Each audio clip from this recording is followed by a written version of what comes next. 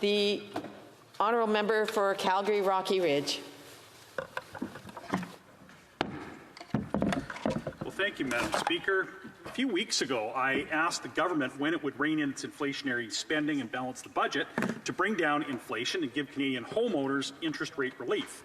The parliamentary secretary took a cheap shot at the Conservative Party leader, but the main meat of his response needs some unpacking. He referred to his government supposedly working with the City of Calgary, and that point needs correcting. In the case of the City of Calgary, the minister that the parliamentary secretary speaks for wrote a threatening letter to the Mayor of Calgary demanding that the City Council take a specific vote on a specific proposal or lose housing accelerator funding.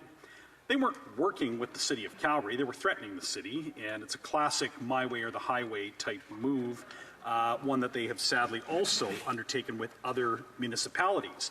And I'd like to contrast that approach with the housing plan that has already been partly tabled in the House of Commons by the Conservative Party's leader, the Building Homes Not Bureaucracy Act. So under the Conservative plan, the federal government would tie municipal funding to outcomes, not by sticking their nose into municipal government's business.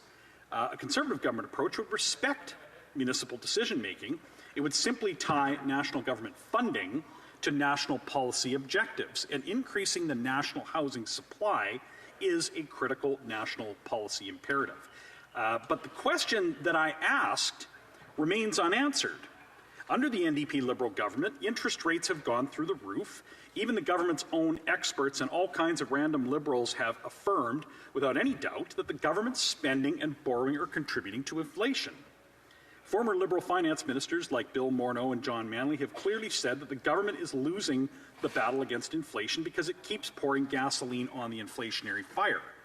Current and former governors of the Bank of Canada have also weighed in with concern about how this government's spending and deficits make inflation worse.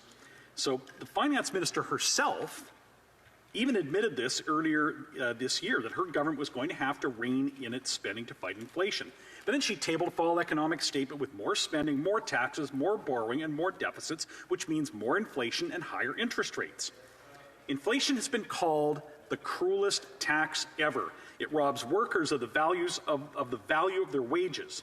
It robs savers of the value of their savings. And it robs seniors of the value of their pensions. So inflation is crushing Canadians and lower income retirees with higher interest rates, and higher interest rates threaten mortgagors and threaten to suppress housing construction.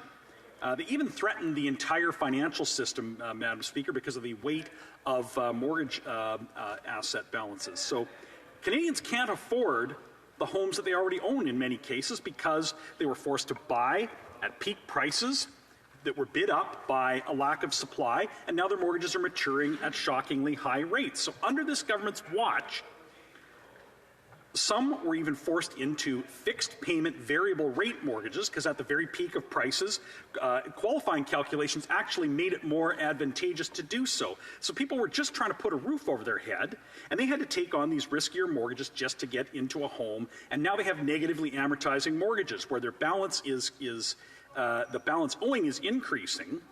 And now they're having to make either giant payments of principal or face huge increases on their payments. But they don't have any extra money, Madam Speaker.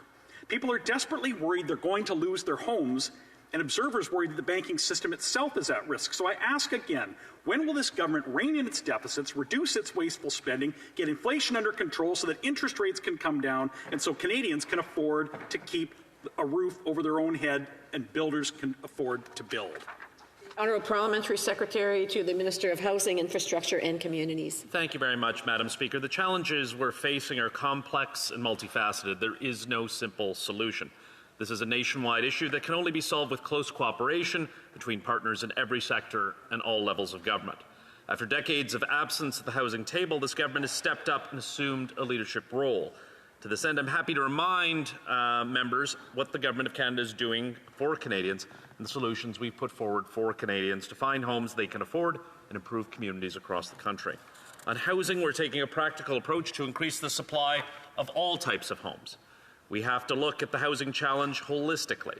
As I said, this is multifaceted with a range of factors that requires participation from all concerned.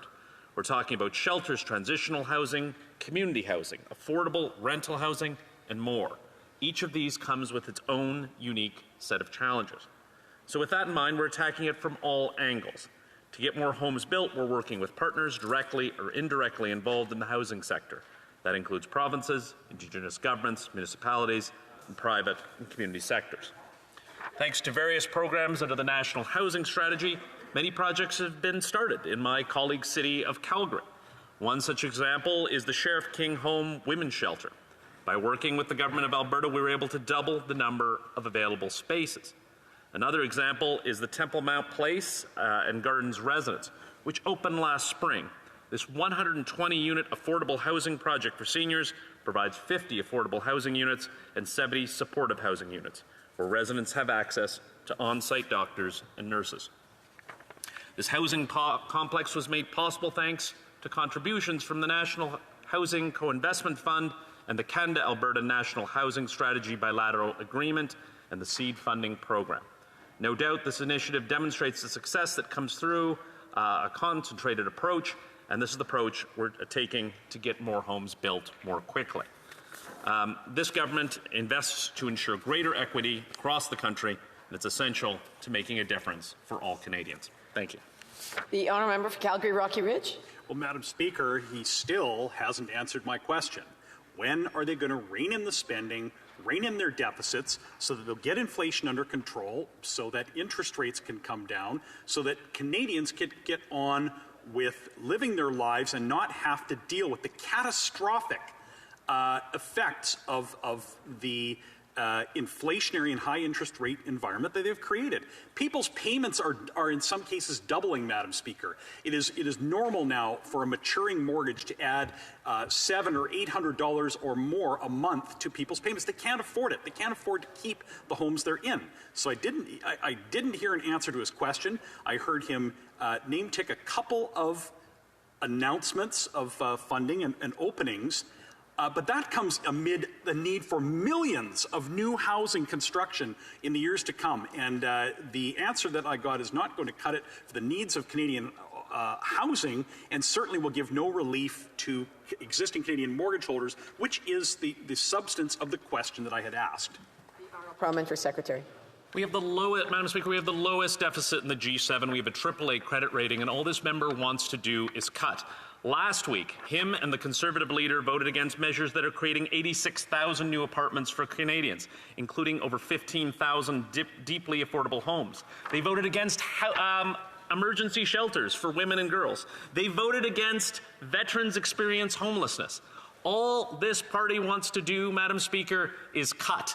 They were absent when they were in government last, and they think cutting more will build more houses. Madam Speaker, they're absolutely wrong. We're in strong financial shape, and we're going to invest in Canadians. They're reckless, Madam Speaker. We have Canadians' backs.